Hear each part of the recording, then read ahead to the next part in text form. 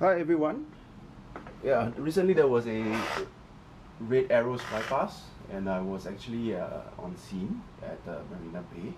And previous videos actually shown the Red Arrows Flypast.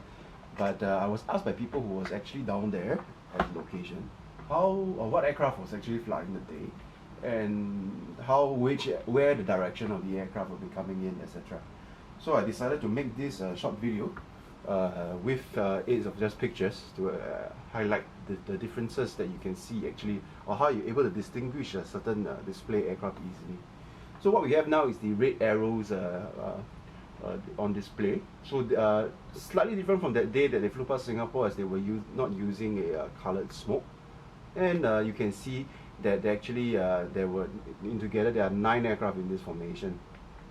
Okay, so how do you actually see that it's a BAE Hawk? Hawk is the aircraft that the Red Arrows fly. So if you look at it very strictly, it's actually a trainer aircraft with a two-seating tandem, which means one is front and one is behind, and single engine aircraft, and with a low wing configuration, and the air intake is actually by the side of the rear cockpit. Okay, the next picture will be clearer. You can see the wings of the aircraft is actually low mounted at the base of the fuselage, and the intakes are just by the side. This is one way of looking at it, of how to identify a Hawk aircraft, notwithstanding that they are already red in color. Okay, this is the French display team. You can see that in comparison, though the intakes are at the side, the wings are mounted on the top.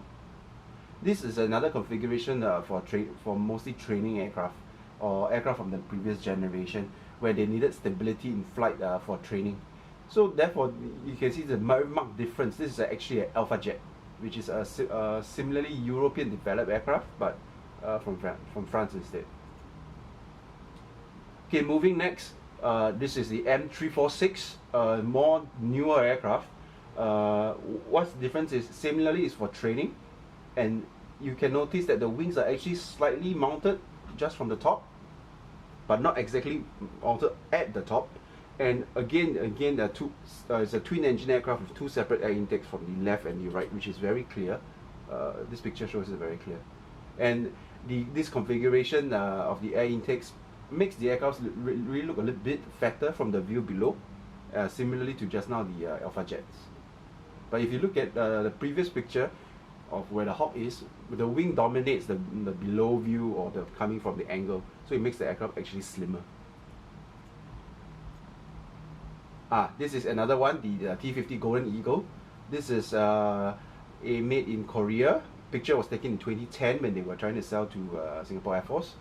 The intakes again are by the side. It's a single engine aircraft, but the wings are mounted slightly lower, right almost in the middle of the fuselage. This is an aerodynamics characteristic of the aircraft, as it's one of the only few training aircraft able to go supersonic. So it has a F-16 background, similarly tandem seating front and back. Then we move on to more modern fighter display teams. This is the Thunderbirds from the US Air Force. Typical F-16 Block 40 configuration, single engine. You can see that the cockpit is more bubble. Although the training aircraft does attempt to have a bubble cockpit, the F-16's cockpit is very protruding, and we are unable to see the air intakes, as the air intakes for the F-16 is directly below the cockpit. Again, this is for aerodynamics purposes, and able to go supersonic easily from this aircraft due to its high thrust to weight ratio. Okay, with this, this is a short introduction. If you like the video, please thumbs up and subscribe. If you want to hear more on individual aircraft or individual air forces, feel free to write in the comments, and give me a thumbs up if you like the video. Thank you.